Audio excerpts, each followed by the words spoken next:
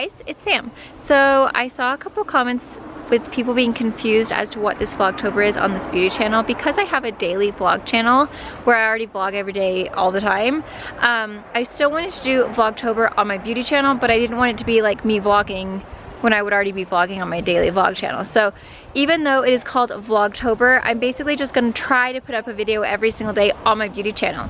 So Monday, Wednesday, Friday, or sometimes I do Tuesday, Thursday, Saturday, will still continue to be my regular beauty content. So it'll be my regular beauty videos. But then the days in between those days, I'm gonna do stuff that is just kind of like random, like today or yesterday's was my Target haul. Say it'll be like a Q&A or like a story time video, stuff like that. So it's not necessarily me vlogging my daily life because I already do that anyway, but I still kind of wanted to do something fun that was slightly different for October and kind of still participate in Vlogtober even though I do daily vlogs. So hopefully now that kind of clears things up and you guys aren't confused as to why I'm doing Vlogtober when I have a vlog channel.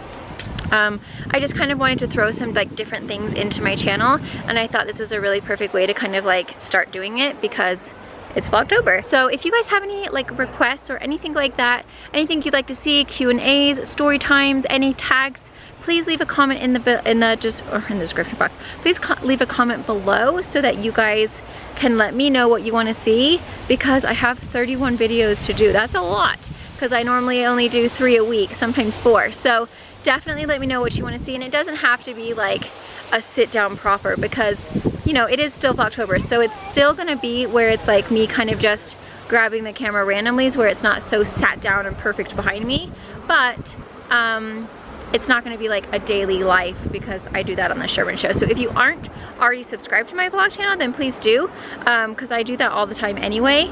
And in case you're not familiar, then I'll leave that link down below. You guys can go and check out me and my family and what we do every single day, but that will always continue. It's not just October, we do it all the time. I'm currently standing in the most beautiful, look at this location. You can go see that on my daily vlog channel too. But I just kind of wanted to clarify because I did see a few comments that people were like confused, and I did put a little bit of a description like in the description box telling kind of like what my thoughts were on Vlogtober, like what I was planning to do, but sometimes people don't read that. So I figured I would just do this video, hello, Vlogtober day 2, as a kind of introduction to Vlogtober. Now I kind of explained, I don't want anyone to think this is gonna be a daily life Vlogtober. It's not. It's still gonna be my regular videos that I currently do, as well as just extra videos that I'm adding in that are like slightly more story time or talkative or chatty. So hopefully you guys enjoy it. I think it's gonna be fun, just something different to do. Happy October, and we'll see you tomorrow on both channels. Bye. Hi, okay, so for the second part of this Vlogtober, I'm gonna do a Q&A, so I figured I would just put this whole video into one with the kind of explanation, and then I didn't want to leave you with that. That would be boring. So there's gonna be a Q&A. I've asked on Twitter and Facebook, so I have some, man, my thing is blowing up. Some questions. So I'm gonna start with Twitter first. Okay, so the first question is, this is from JSO07.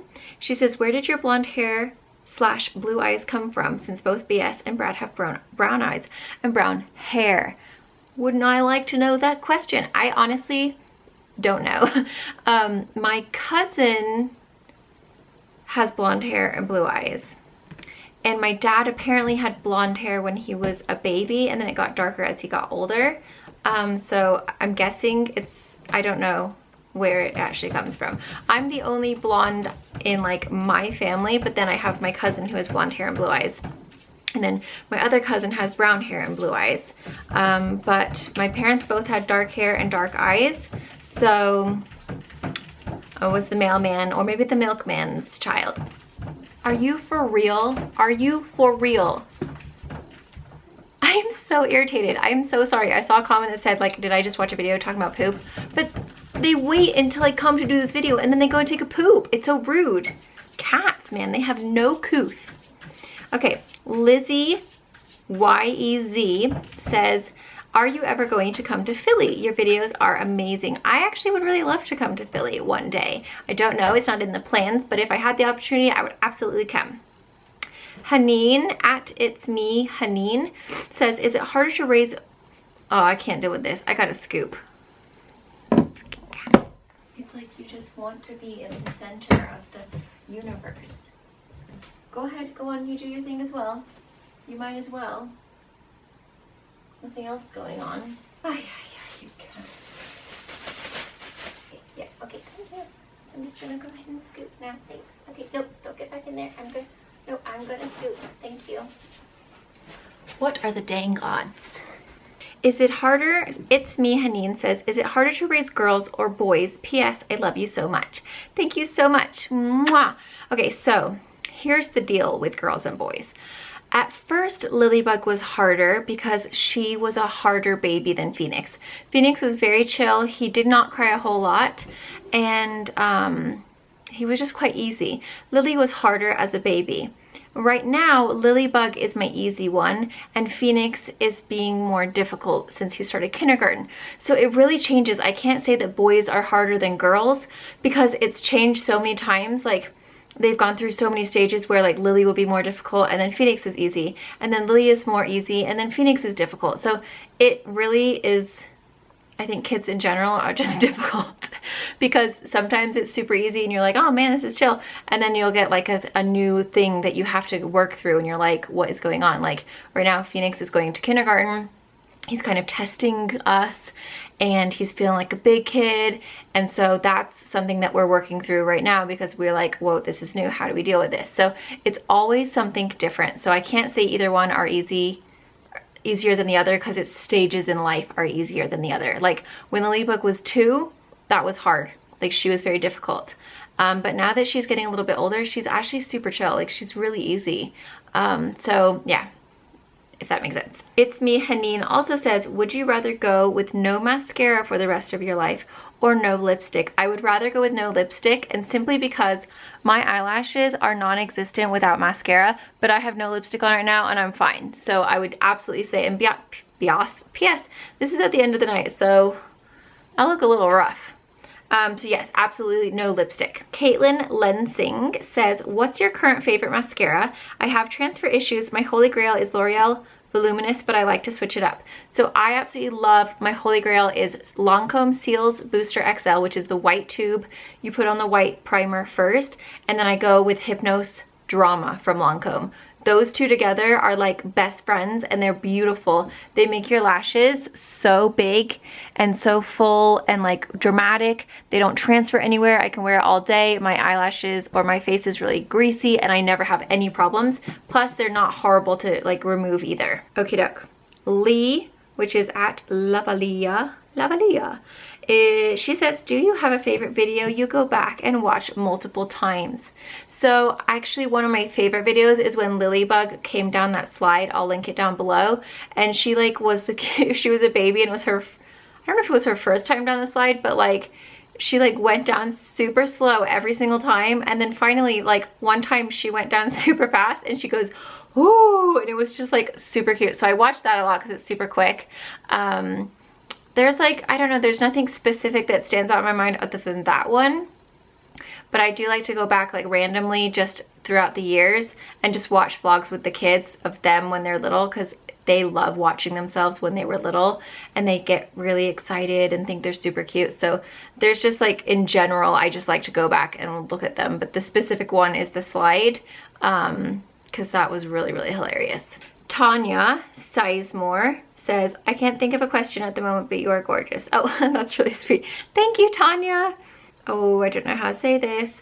Heba Dwidari. Sorry if I said that wrong. Who inspired you to start a YouTube channel? I say Candy Johnson and Lauren Luke were the two people that like super duper inspired me, because I liked Lauren Luke because she was kind of like relatable and I thought she was quite fabulous. And then Candy was just like this super cutesy, like gorgeous, whimsical person that I just loved. And then I remember I saw her in real life at Walmart.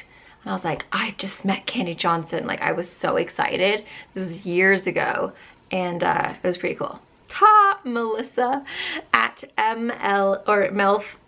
I always know, I don't know if it's Mel MPHS or Melfs. Either way, she does YouTube videos. I'll link her below. She says, what do you and Jay argue about the most? We argue about silly things like what to eat for dinner, or What do we argue about? It's usually when it's anything revolving around food, if he's hangry, because this new diet makes it so that it's very difficult when we're out places for him to find food that is not gonna make him feel like crap.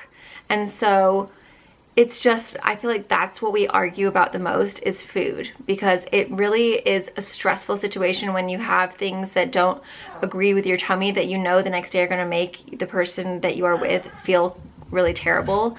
And so it's just like annoying when you're trying to go out to eat and you don't know what they're cooking with, and if there's nothing on the menu for them to eat, and then just like everyone's hungry, and it's such a pain. So that's usually what we argue about. We argue about work. If Jay's like, you're getting too stressed out, you need to just relax, you need to stop, you need to take a nap, you need to go to bed early, just, you know, relax for a minute. He gets really frustrated when I like, because I am kind of, I go, and sometimes I'm like, I don't take a minute when I know I should, but I'm really tired and it's just like whatever. So he gets frustrated with me when I don't like slow down, and he wants me to take care of myself. And so sometimes we argue about that, because I'm like, no, don't tell me what to do. And then he's like, you need to take care of yourself. And then I'm like, you mind your own business. That kind of stuff. That's usually it's YouTube and food. Sarah at Sarah NZRI says, what's inspired you to do a YouTube channel? So I think I've told you guys this story before. I used to be a hairstylist, and one day one of my clients asked me what I did as a hobby, and I literally had nothing to say. Like, I felt like the biggest loser ever, because all these people were like, oh, I do this and I do that, and I was like, I clean my house and then I go to work. I don't have hobbies. Like, what is this? What is this fun you speak of? And so I went home that day and I was super bummed out, and I was like, oh my God, I'm such a loser. I had nothing to say. So he was like, well, you watched that Candy Johnson girl. What, you could do that. Like, that's what you do for a living. You do makeup and hair professionally. You could teach people how to cover acne. Cause like, that was my deal, still is, that like, I've always struggled with acne, and so I didn't have anyone to teach me how to cover my acne when I was in high school. So I literally had the like orange mask and white neck, because I was trying to cover my zits, and my mom passed away, so I had no idea what to do. And so he was like, why didn't you do that? And I was like, no, I'm not going to do it. I'm not going to do it. I have crooked teeth. I'm not going to do it. And then like, he just kept on like, oh, you should do it. You should try it. You could film it. You could do it. And then I finally did. And my first video was a Playboy makeup tutorial, because I was obsessed with Kendra Wilkinson from Girls Next Door. That was like my jam. I was going to be a Playboy bunny, and that was just going to be my life. And so that's what I did. And here I am today. Not a Playboy bunny. Okay, Tasha Price at All Things Mother says, I love watching your vlogs, Sam. Thank you. What time do you have to get up in the morning in order to get to edit and send the kiddos off? So usually the kids wake up at like 5:45, and sometimes they get into mischief. Like this morning, while I was still sleeping, they decided, I had like everything packed to send to my aunt for her birthday, and I hadn't like taped it up the package yet, or like filled out the cards, and they filled out the cards, sealed the cards, taped the cards onto the package, and taped the package up while I was asleep. So you got to get up. When you hear them awake, you got to get up, because you don't know what they're going to be doing. Okay, and then last question on Twitter is Ashley Fermenthal, and girl, I see your tweets all the time and you're always super sweet. If you could live anywhere in the world, where would you choose and why? And this is a very difficult question that has been asked before, and it's so hard because there's so many aspects of so many different places that I love.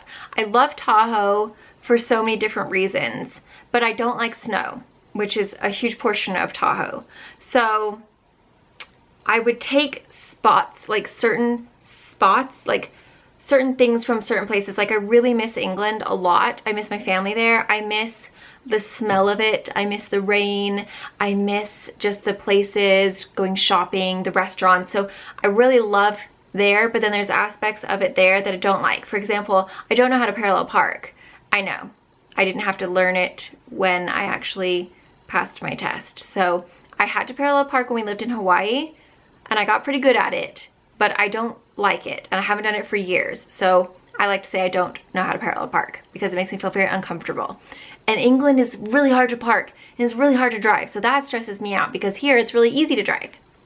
So I can't say one specific place because there's so many beautiful places in the world that I haven't been to that you could go to and be like, this would be amazing to live in. Or like Hawaii, I miss living in Hawaii. There's so many aspects of Hawaii that I love, but to live there all year round, I didn't like it. So it would be fun to be able to live in different places in different parts of the season maybe, or something like that, but that's really hard when you have kids. So I can't say one place because there's way too many beautiful places in the world, and I feel like you should never live in one place your whole life because you're not experiencing life or the world. There's so many amazing places to go. How can you decide to stay in one place your whole life?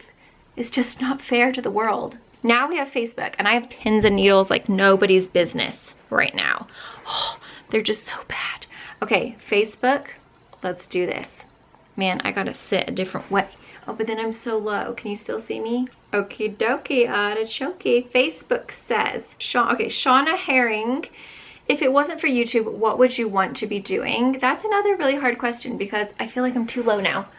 I really think being a, what are they called? Lactation consultant would be amazing and really rewarding because I'm all about breastfeeding.